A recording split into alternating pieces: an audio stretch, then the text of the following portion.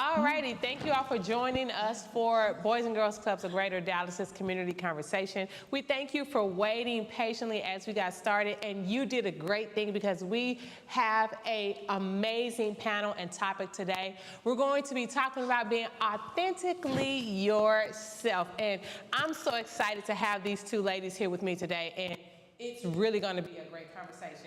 To start off, we have Soraya Hawkins Banda, and she is a formidable founder of Manifest Your Purpose. She is the epitome of a mompreneur and takes great pride in running her quickly growing company while raising her two children with her husband, Louis. And she is an avid planner and loves helping teach others to plan with purpose. I like that. Using her chic and functional stationery. Moreover, she aims to sprinkle a little black girl magic everywhere she goes by making products that show off the beauty and multidimensionality of black women. Her personal mission is to remind black women that they deserve to be celebrated simply because of their existence.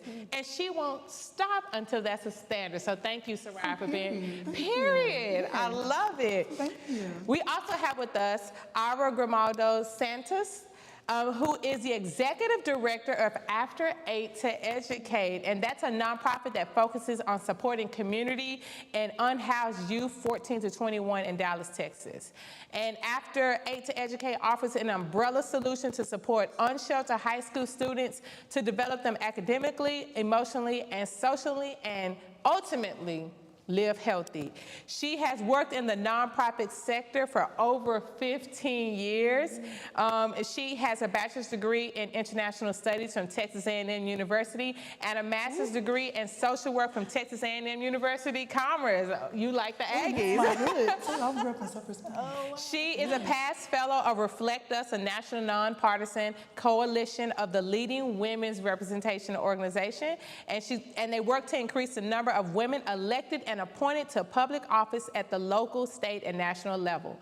And she is a part of many groups, including Emerging Leaders in Philanthropy, fundraising cohorts, and Engage Dallas. And in her free time, she enjoys spending time with her husband and 3 daughters and volunteering at her former elementary school, James Woody. So please thank Aura for coming with us today. So I just want to get started by talking about a topic that is really important to me as a person, and it's just the ability to be yourself. You know, like we are all business women or climbing the corporate ladder, and oftentimes we think we have to conform to the image that someone else has set. So if you both can talk about that a little bit, what has been your experience in trying to navigate the viewpoint you think that you should have, or how you think you should act based on someone else's standard? How much time do we have? As much as you need. No, I've been going through that at some phase my whole life. I'll say growing up, I was a preacher's child. I'm from East Texas. So there were definitely like a spoken and unspoken set of rules on how I was supposed to act and how I was supposed to show up. And then being from that region of Texas, being a young black girl, I realized there were even more rules set upon how I should act, how loudly I should speak, how I should dress, so on and so forth. But I'll say I have parents who instilled in me very young confidence and like being myself. And so I've always unapologetically shown up as myself, even when it wasn't welcome. And that's honestly what led me to start my company, because I realized that there were so many women that felt like they couldn't be themselves, whether it was at work, in other, public settings. And I wanted black women to feel like they had a safe space when they discovered my company. And so we not only do that through the imagery on our products, but we do it through the colloquialisms that we use. We talk like we talk in our community, and I view that as a way of saying it's okay to be you, and we're celebrating that. I love that. Aura? Yeah, I think, when I first started my career, it was like a present thing because I was the only Latina, I'm small, just being the only brown person, sometimes it was difficult to figure out how do I navigate these spaces. But even now that I've gotten older, I come my full self. I talk with my hands. I do it all the time. I'm very emotional. You know, I talk about family. I want to get to know all of you, and that's part of my culture, and I embrace it. But it's taken me time to get to where I'm at. So it didn't start off that way. You know what, and both of you kind of talked about it, and me sharing that experience as a woman, sometimes it feels like things are different for us in the workplace. And why do you think that is? And if you could start, Ira, why do you think it's different for a woman or even someone of color to be in these type of spaces? Well, I think times are changing, but I think it's better now, but it wasn't always that way. So I think sometimes, you know, me being emotional may be seen as a bad thing. And so, oh, here goes Art, she's being emotional again, or, you know, leading with her heart instead of, you know, black and white, because there's a lot of gray with me because I am in the nonprofit sector. Right. So I think we bring a lot of value to the table, but I think sometimes people see it as a threat. So how to navigate that sphere. You're very right. Like I've even had my own personal experiences kind of navigating through where, you know, maybe how I acted or how I responded to something was seen differently if someone else did it. Right. They were applauded for it, but for me it was kind of a negative. And so it makes you not want to often be your authentic self. And so you very much, both of you have a platform related to women. Come on, I know you have something to add. Well, I was gonna add, like, I worked corporate for almost a decade before I went full time with my company, and I think it's also like what the C-suite has historically looked like. Right? Not like us. And so when you have people that look like us come into those spaces, it's really weird for some people. It's hard for them to adjust. I know people always ask me about my hair. It annoyed me so much. And one time I just gave a speech to all of my coworkers, like, look, I'm a black woman. I might come in here tomorrow and it's a fro. I'll come the next day and it's straight. Yes. I'll come the next day and it's braids. So I had like a little discussion for an hour and they asked all their questions. I was like, after this, don't ask me anything else because I'm exhausted trying to explain this to y'all. And I know it might not have been a big deal to them. Like, they're just asking questions. But for me, like, I don't feel like getting interrogated every time I decide to change my hair. But let's talk a little bit more about that. The fact, because I understand the hair thing, and I'm sure we I know all you have do. some other type I of know thing. y'all out there do too. I tell everybody I'm gonna be a different person every week, Every right? week. A different, it's a And maybe different 3 change. in 1 week. You know, Yeah, I've you never changed my know. hair 3 times this week. But the fact that you had to have that conversation, let's unpack that a little bit more. Why in this day and age, it's 2023, we understand diversity, we understand all the different dynamics, demographics of people. Do we have to have those type of conversations? Well, I'll say one, even though, you know, we thankfully live in an age where so many companies are putting forth the effort to improve the experiences of people of color, I think those types of conversations are more intimate, and you have to be comfortable enough with your coworkers, the people around you, to have them. So even though people may work with people who look like us, they may not have ever had a conversation with them to understand. And I have questions about people that are not in my culture as well, but that's why I try to make friends with people and establish those relationships. And so I think that's why a lot of those uncomfortable situations happen, because people don't really take the effort to get to know each other. But I made it my mission that day, like, y'all gonna ask everything you have right now, and you're not gonna ask me no more. And it turned out to be great. Now they knew what a wig was. They knew what braids were. Yes. They didn't have to ask because they already knew. I felt like I did my part. Like, this is Black history. You taught them something. I'm teaching you something. You taught them something. It was great. Well, Ari, you talked about how you want to know your team, and so kind of thinking about what you said, Soraya, and we don't take the time to get to know each other. How do you navigate that within, you know, your nonprofit or even your groups? Well, you know, just thinking about you guys talking about the hair situation, a lot of the youth, 70% of the youth we serve are African American, and so we need, you know, we have showers there so the kids can come in and use the facility to bathe. And so even teaching my staff of, you know, we're serving this community, we need to make sure we have the products that they need. And so, and I know that too because my daughters are Haitian and Mexican. So, you know, but if I didn't have that, I wouldn't even know myself. So, like you said, education and informing them and having those uncomfortable conversations, because sometimes even, you know, we're surrounded and they don't even know the biases that we have, internal biases. So having those very uncomfortable conversations, but they are much needed, and the growth happens afterwards. Absolutely. Very true. So to you both, what does it mean to be authentic? I just think it means to be you. Yeah. period. Like whatever that is, you show up as you with respect for yourself and others. Yeah, you know, Amara, I talk with my hands. I love tahini. Like I could just be my whole self. I want to be a tahini. Put it on everything. Everything. Yes. But it's been a process, you know, and I tell a lot of the young ladies that I mentor that it's empowering now to see, because a lot of people, especially with social media and people having conversations, I think it's a different season. But when I first gen, going to A&M, at PWI, it was a different situation. Ooh. So now I feel that we can empower and pay it forward and tell people it's okay to be your full self, wear your hoops, because for a long time I wouldn't even wear my gold hoops because of how it's perceived. And so, Absolutely. and you have to dress a certain way and, you know, carry yourself a certain way and all of that. But now I think you should embrace who you are and be respectful. Absolutely. That's what I wanted to hit on a little bit, because I think a lot of times when we say be yourself, we want to do it at the expense of everyone else, Yeah, right? Like, absolutely. because there is, do you all believe there is this fine line? There's still a balance of being you, but also respect. Absolutely. Yeah. That's the only way progress is made. Like that's Right. why I made a note to say respectful of yourself and others, Yeah. because you can't show up authentically as you while stepping on somebody else's feelings. Right. Right. So if you want true progress, you have to include that in the mix for sure. Agree.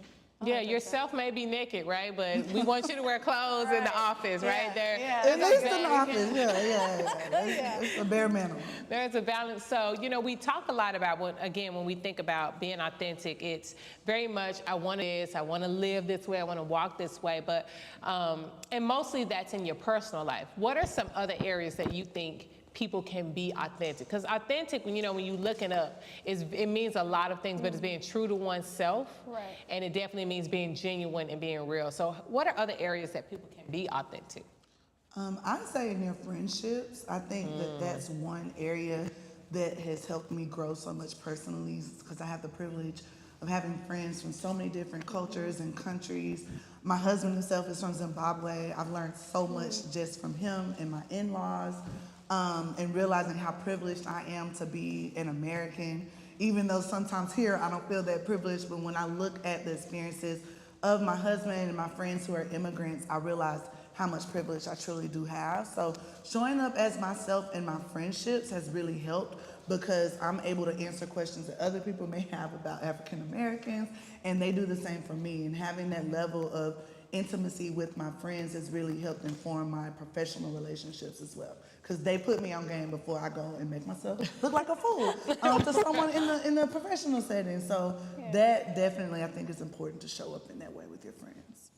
Yeah, and I would say, like, piggyback on her relationships, partnerships, community partnerships, running a nonprofit. I rely on different organizations, but they know Ada. Like, before they'll do business with me, they know that I truly care about my people and I really want to serve, and I do business with people that are like-minded, because if we're not going to create true impact. And so I think being that, makes it not a transactional, it's more relationship-based, and you go farther and you do better together.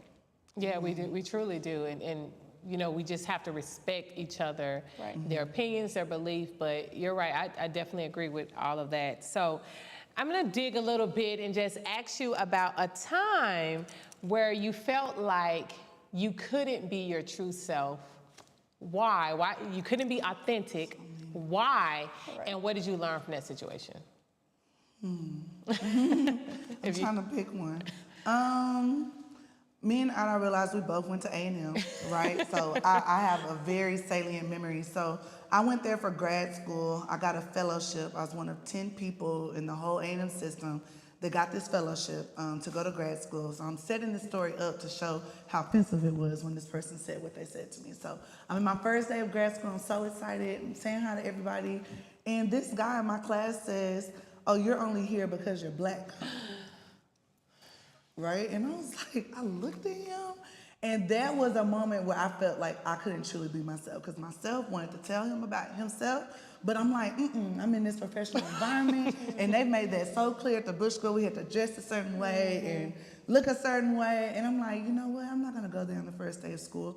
But that being one of my first experiences, I felt like I was always on guard. Right. And I felt like I had to always overanalyze what I was doing and saying because of people's perception of me from just looking at me and them labeling me as I didn't deserve to be there.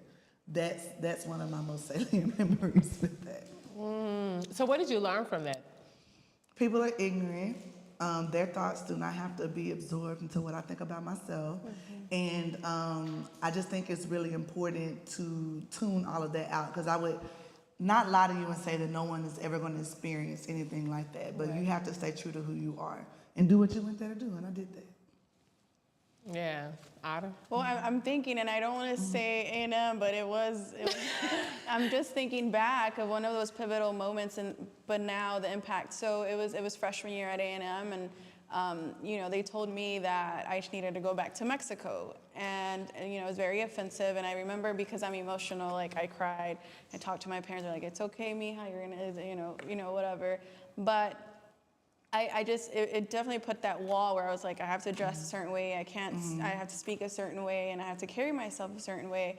And then what I found, I found community. And so, I joined an organization, Latina based, most of us first gen, just doing the work. And it was empowering, and I felt that familial connection with someone. So, it was a process, but it was definitely something where every day for that, and that I can remember that entire semester I felt that way.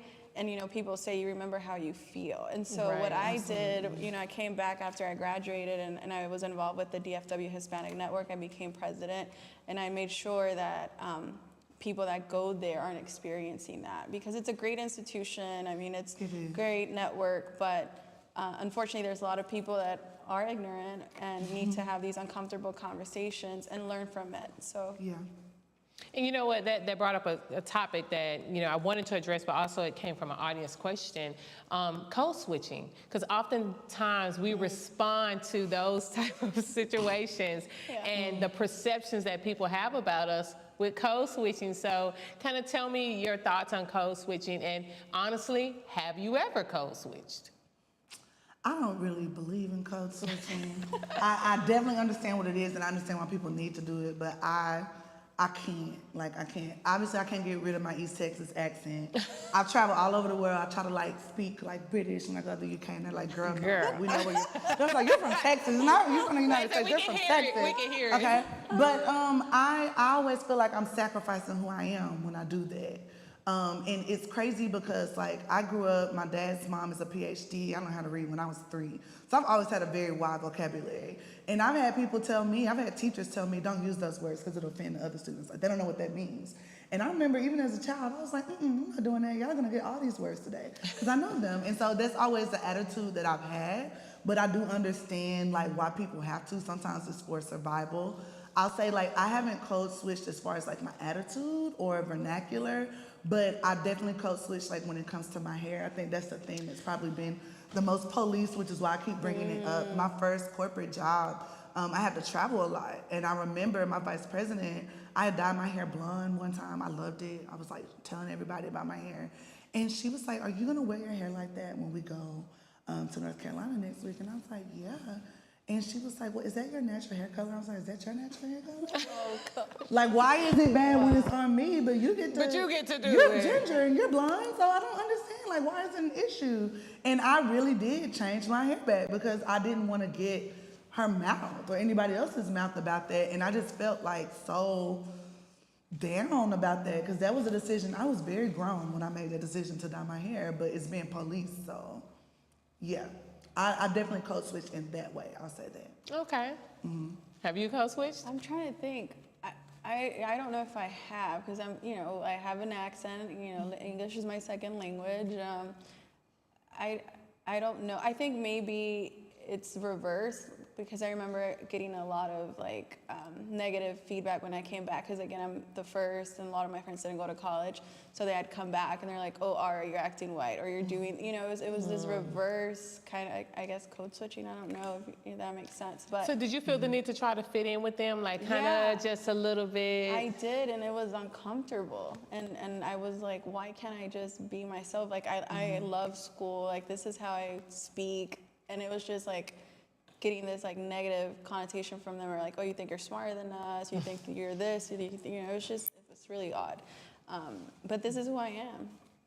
Yeah, we can't change that. And I honestly can say that in my experience, I have code switched. You know, you come up through the ranks or you join a company and you're trying to learn the culture, trying to learn the people, trying to learn what's acceptable. And so you assimilate, you know, theoretically, and act like everyone else is acting. And then, you know, you hit a point where you just stop caring and you're like, I'm not being true to myself, I'm not being happy, and I just have to be myself. So I can speak to that. I definitely have code switch, and I am lucky that as I kind of climbed the ranks at the company, I was able to just do me and be me. But I think that's so normal though. Like I think it's Right. a very normal experience. And I'll say a reason why I probably haven't done it as much is I grew up in a very like predominantly white space. I went to TCU, A&M, UNT for all my degrees. And so I've always been the only or one of the only. So I'm so comfortable with being that. I've never felt like I had to switch Right. up because it's been that way since I've been a small child. And so I know like for my friends who, for example, had several friends who went to HBCUs and then went to grad school at A&M with me. And they were like, what is going on? Whoa. Like, I do not know how to survive in this type of environment. So I think that's when they first truly learned what code switching was, because they never had to do it because they'd always been around people who looked like them. Right? So I think it's different for everybody depending on how you grew up, where you went to school, if you went to school. Those all play a factor in like if you feel the need to do that or if you want to. should it even be a thing, right? No. Like, right? shouldn't be. We shouldn't have to code switch, right? We should all want to be authentic, you know? So, and thinking about that, hair came up quite a bit. So I want to kind of hit, since we were on that, and I know it affects many people, the Crown Act. And, Tashara, yes. I was just speaking with her the other day. and it was just, you know, House bill. So what are your thoughts on that? And what I love about the Crown Act is just it really prevents organizations, companies, anyone from discriminating, you know, based off your legally, legally, yeah. No, I think it's amazing. I'm glad that that act and what it represents has gotten so much attention. There's kids and grown people for generations that have been discriminated against. You know what I mean? Like, just because people don't understand. Like, I know some people, they have really big hair and teachers have said that was a distraction or, you know, like, there's just so many things. People that have locks, they're told they can't have locks anymore. And it's like, what? What does that have to do with me as a person? Like, am I breaking any rules? You know what I mean? So I'm just so glad that so many people are paying attention to it and that they're actually putting it into legislative action. So hopefully that protects so many people and children in the future from being discriminated against. Arbor, with the kids you work with, you know, and thinking about, you know, how do you empower them even based on the Crown Act? Yeah, I mean, you know, I've been keeping up with it. I have really good best friends that are, you know, Black women, and so I've learned a lot through them and just their experiences. I've traveled with them, and I've seen how people can discriminate against them. And so, like you said, you know, the legislative part is important because now it empowers them so that this doesn't continue to happen. But with my students, I mean, they're all my babies, and so, you know, I just think everyone should be who they are, you know, and we should, you know, I make sure that the team is trained on like whatever they need, let's get it for them, you know, from the, you know, the combs or the products and all of it, you know. But I'm thinking how to be someone else in leadership, would it look the same? You know, because again, understanding the why and doing the work is it's hard work. And so that's how it impacts. But I make sure that while I'm there, that we make sure we're intentional about everything we do and having what they need to be successful. Because I see the girls when they come in and they've been unhoused for a few days or weeks, or they just ran away, they come in and as soon as they're able just to take a shower and, you know, fix themselves up, I mean, you could instant change. And just from that, something as basic as having clean hair, and I'm just getting emotional, but yes.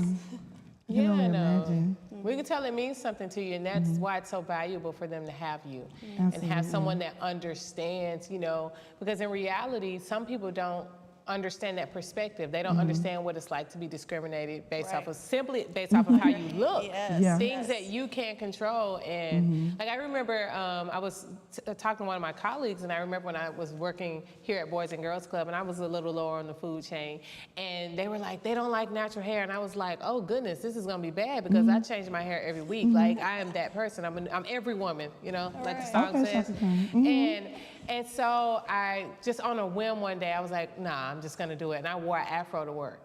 And I was like, I wore it with fear and trembling. I will be very honest. Yeah. I was terrified. I was like, I'm gonna get sent home, but I didn't care. Like, cause I was just having a bold moment. And our president walked up to me and he said, I love your hair. Wow. And in that moment, it freed me, like it released me. And I swear the next week I had blonde braids.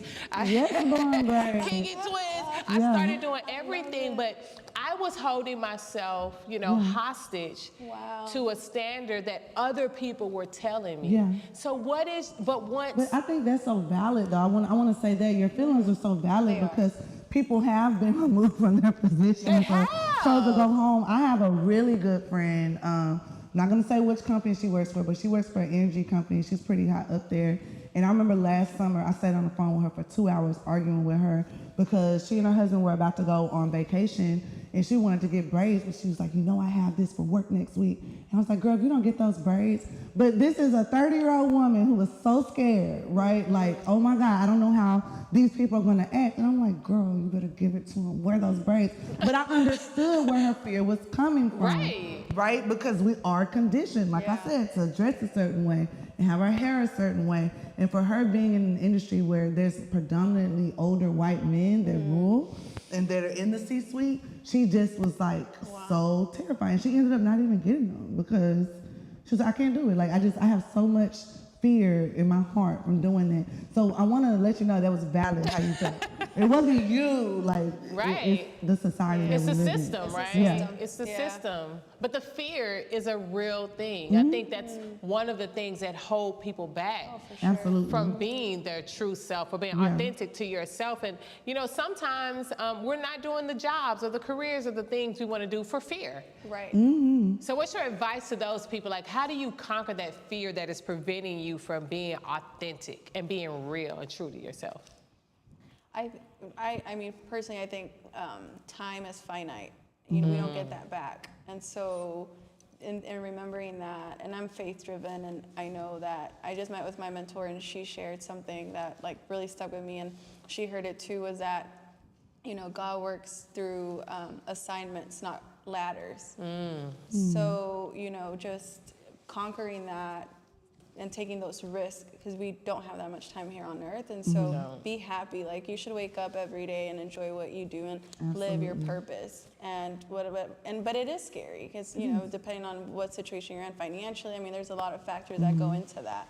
But I think conquering that fear and moving forward and just pushing through and getting a support system that will just root you on and say like, hey, you could do it. And then just, you know, the beauty and collaborations, like you mentioned, you know, having friends of all colors and just races and experiences, that truly will also, when you're scared, relying on them, that they're gonna be like, hey, Ada, you can do it. I think that's the best, you know, social capital that you can have. Everyone needs a Flavor Flav, right? Like everyone needs that hype man there you that go. pumps Like you Flavor- up, you know, and tells you you can do it, you got this, wear your braids.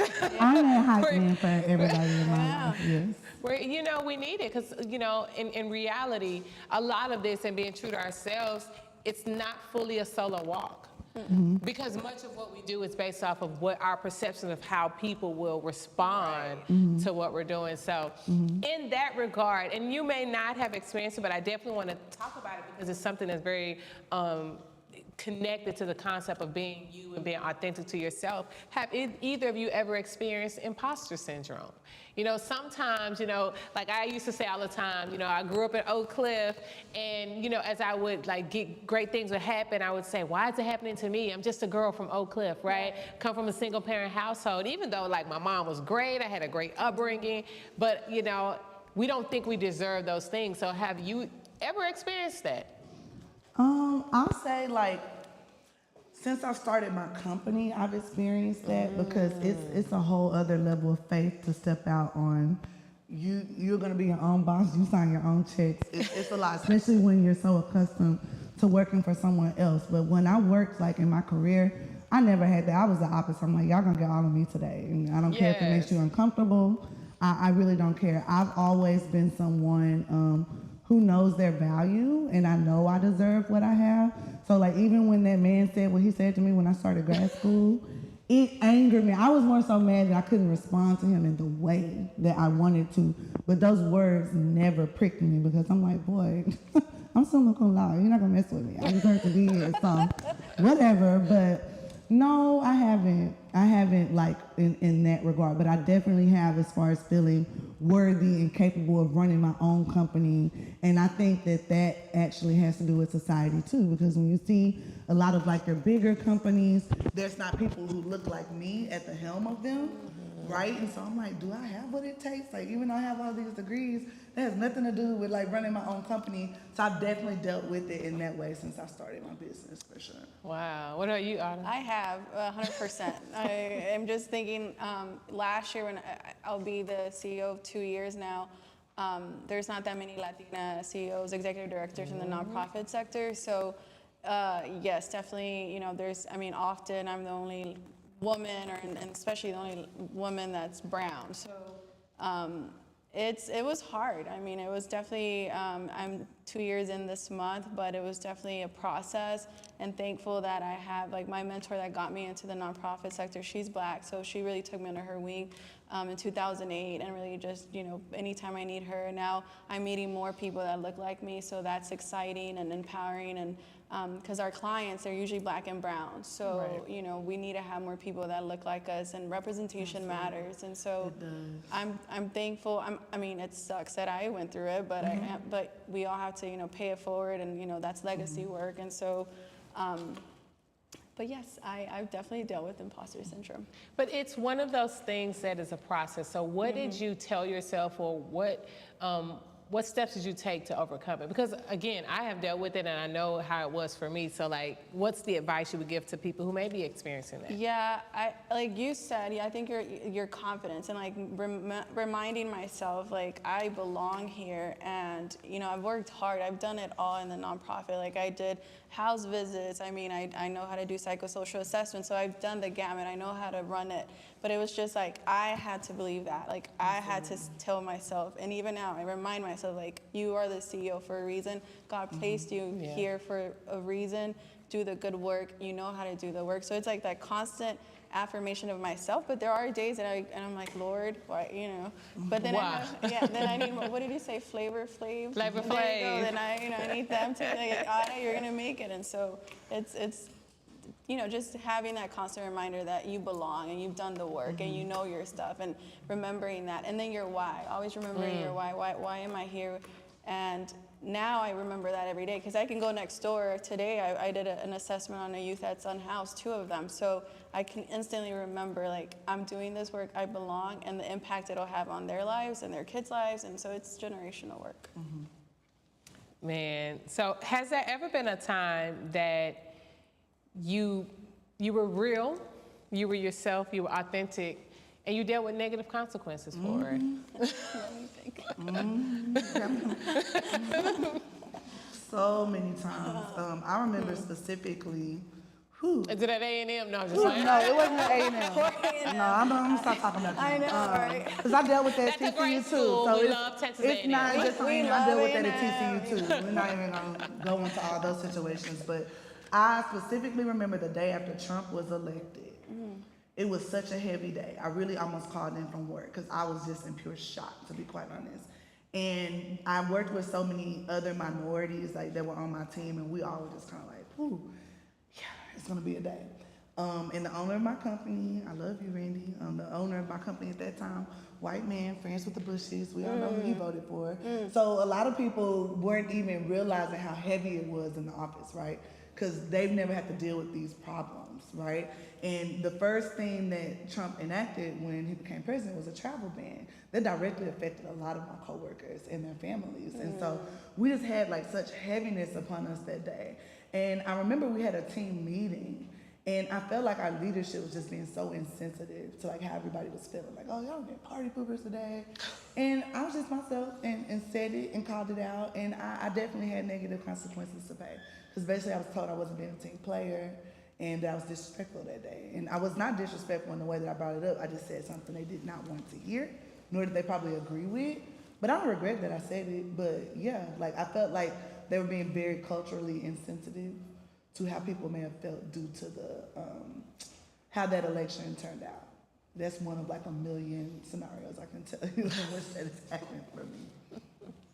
Yeah, I've had a previous job where, you know, I said what I really thought, and it didn't go well. So they afterwards, like I think it was a month later, they sent an email to our team, and it's just like kind of coaching us on how what we should say and what we should not, or what we should refrain from, and it was negative in the fact that like now we're all limited to what we can say, and you're scared, and you know, and then just thinking about privilege, who it impacted, and who on that team, I was the only person of color, so who were you really trying to target? Me. So you know, it was those subtle things that you just have to overcome. And again, what kept me going the next day was, well, I needed to pay my bills, but then also like the kids, like, you know, it's just like I have to suck it up and do what I need to do because I have kids that rely on me being there the next day. So and then what can I do to change that? Right. And I'll say like even standing up for yourself and others, like sometimes that has had negative consequences for me. But I've seen like, you know, when time has passed, how people actually got what I said. It might have taken time. Took them a year or two. After I left the company, honey, but they came back and were like, oh my God, like I realized, you know, what you meant. I remember one situation in particular. I had a coworker, one of my sorority sisters, amazing at her job, and we were in a meeting and she said something that someone did not agree with. Big deal, like we don't agree with stuff all the time. It happens. But the person who disagreed with her called her aggressive. And I pulled that person aside and was like, you can't do that. Like, that's not okay, because we always get labeled as that. And she truly just disagreed with you. That does not mean she's aggressive. That means that you were not right, and that person hated not being right. And they couldn't get it at the time. They were like, Soraya, like, why would you say that? But down the line, like, they realized, man, I really owe her an apology. Like, that was wrong of me to say that in that way. And I think realizing, like, how society treats us and how we're always stereotyped as aggressive or loud, whatever it may be, it took a while for it to click, but it clicked, right? So those things happen sometimes, but I feel like you have to be true to who you are, and sometimes you just have to accept that there may be consequences. Yeah. And we keep saying be true to who you are, but that's hard. It is. Like, sis, that's hard. Like, so what is your advice? Like, how do you stand up? Because you both have spoken about, you know, the negative consequences being, you know, picked out, or someone, you know, isolating you or telling you you're being aggressive. Some people are too afraid to deal with the consequences. And so they're unhappy and they're like, they're telling me to be true to myself, but how do I do that? Like, yeah, I think it's important. Like, I know obviously a lot of this conversation centers around our professional lives, but like having that community outside of work is so important because, you know, I've been there where I'm the only person of color on the team. I'm the only woman on the team. It helps to be able to be validated outside because you may not get that validation at work. I hate to say it, sis, but it may not happen. Need it at so home. Like having your partner or having friends, or you can go and be like, I know I'm not crazy. Let me tell you about this. And to get that validation, I think is so important. But then realizing that like you have agency to go other places and work for other people. So I always tell people, keep that resume ready, honey. Like, don't get comfortable where you are. You know, it's great to be there and you got to pay your bills and feed your family. But keep circulating your stuff elsewhere, because I promise you can find somewhere where you'll feel appreciated. Yeah. I echo that. I think that's so important, is just having a plan, like, and everything's in seasons, right? So it's like it may be terrible right now, but let's work on a plan to ensure that you're not there 6 months from now, a year from now. Because I think change is scary. It's just naturally, change is hard. A lot of people, you know, stay stagnated because they're scared to take that risk. But sometimes empowering them and just, you know, as yourself, just saying, okay, well, this is just momentarily, but I don't have to be here a year from now. What are the steps I can take today to create an action plan and ensure that I'm not here another 6 months? Yeah. As you were talking, I thought about something, as both of you were talking, that kind of relates to us in the nonprofit sector. We're always looking for qualified people, and you know, we want them to stick around because much of what we do is passion work, it's Yeah. purpose work. And it's important for us to have people that are true to themselves, because if they're not enjoying what they're doing, they're gonna leave. For sure. And we're already a nonprofit on a very limited budget, and it costs so much money. Like, people don't understand that the hiring and training and retaining staff, that is expensive. So how do we in the nonprofit area keep staff around, but create a culture that allows them to be true to themselves?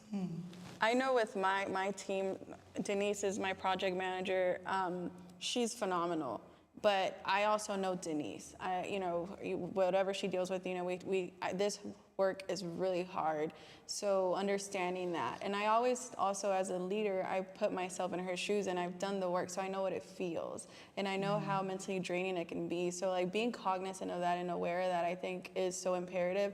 And I don't think a lot of people think of that, but understanding that. And so if it's like, hey, I need to take off to go take care of my cat or whatever it is, or I need a mental health day hour because today was just really heavy, like, creating that culture of, I can tell that to my boss, and it won't be uncomfortable, or she'll fire me, or walking on eggshells. Like, you can't do that, and you can't be successful, because if you're not full, then you can't come to work full to support my kids. And I truly think everyone's like on my team, or even like professional development. Like, I talk to her, I'm like, what do you want to do next? Like, this is just this season, but where do you want to go next? Like, knowing that, hey, I want you to grow and move around, whatever it, but I think it's that. It's just really having those conversations. And again, it's maybe because, Latinas, we want to know everything about you. And so, we do. I mean, it's just, and so I could say I know all my team members, and if they leave, it's because it's a better opportunity and it's growth for them. And I cheer them on. I'm like, whatever you need,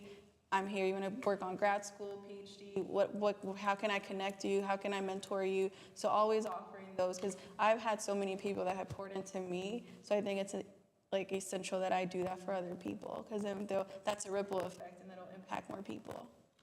Asha, do you guys think that sometimes we get so caught up in the bottom line, because you as an entrepreneur, and having people working for you, that we focus on the numbers, the dollars, and not the people themselves? I'm not there yet. I don't think I can see how it could happen, but just like she said, I've been there before. Like, I've worked for someone and felt underappreciated, underutilized, overlooked, all of that stuff. So I always said, like, when I started my company, I want to create an environment where, like, people actually want to work for me. Like, it's fun. And I think more so, like, people have to be like, Soraya, you need to focus on work versus me telling other people what they need to do. So, yeah. Yeah, I mean, it is hard. I mean, because I run payroll, and I need to make sure, I have We can enough. pay the bills. Yeah, so it is hard, but I think the human aspect, we can't forget it, because it's it goes side and side. Because if I get a funder that comes in and my staff's just like looking depressed, and they're like, what kind of culture is it? Right. So I need everyone to be happy. So if that makes time, late at night, or hey, I'm available whenever you need me, let's do that. Because every single person in a nonprofit and that ecosystem matters. So you can't do one without the other. You're not going to get $1 in if she's miserable. That's true. That's true. So what is the advice that you would give to your 18-year-old self, or any 18-year-old teens, or anybody out there who is struggling with being authentic and true to themselves? What's the advice that you would give them to conquer the world as them? I would say get to know yourself better. Like, when I'm thinking of my 18-year-old self, I am not doing what I thought I would be doing at 18. And I'm grateful for that, right? Like, I think it's so important to know that your mind can change, your dreams may change. The more you grow and the more you expose to, the more your ideas will change and the way you look at the world. So get to know yourself. Like, if you know what you like and what you stand for, it makes it easier to be consistent with that once you're around other people, even if they oppose what that is. And I would say I've always been type A. Like, I knew what I wanted to do, and I worked for it. I mean, it was just, I think now looking back, I would breathe more. I would, I wouldn't be as tough on myself. If something doesn't work out, it's okay. And there's people ask for help, because I never asked for help. I wanted to do it on my own, and I was, and so I think now moving forward, 18-year-old Dara, I would ask for all the help, because I'm just like, man, where else would I have gone, or what else would I have done had I asked for help and been vulnerable and authentic to myself. And that it's okay. And it's okay. It's okay to ask for help. Yeah. It's okay to fail. It's okay to succeed. It's okay to be you, because Right. you're human. Right. I tell people all the time, it's okay to be human, because that's what we do, that's what we are. So this has been a great conversation. I know people want to know a little bit more about you all, so I would love to give you just a couple minutes to talk about your company and talk about After 8 to Educate and what you have going on and where people can connect with you. Yeah.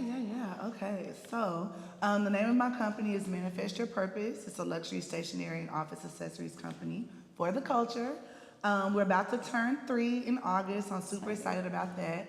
We just launched a new collection, so go to our site, manifestyourpurpose.co, and check that out. We have a Juneteenth event coming up on Juneteenth Day in Dallas at Lofty Spaces from 2 to 7 p.m., so I would love for y'all to come out. It is for the community, it's family friendly. We have a bounce house for the kids and over 55 local Black-owned businesses to shop from.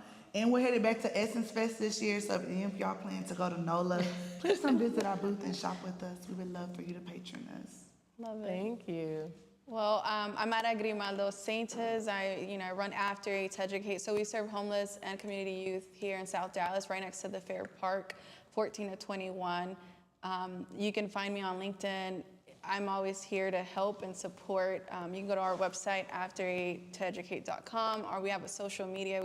I'm old, so I'm not too good with that, but Instagram, all of it. And you could find us there. But if you need to connect and ask any questions about nonprofit, higher education, whatever it is, I'm always willing, and I make time, because I definitely, like as I mentioned, people have poured into me, and I want to ensure that before I perish, that I ensure that everyone has the same access and opportunities that I've had and I've been blessed with.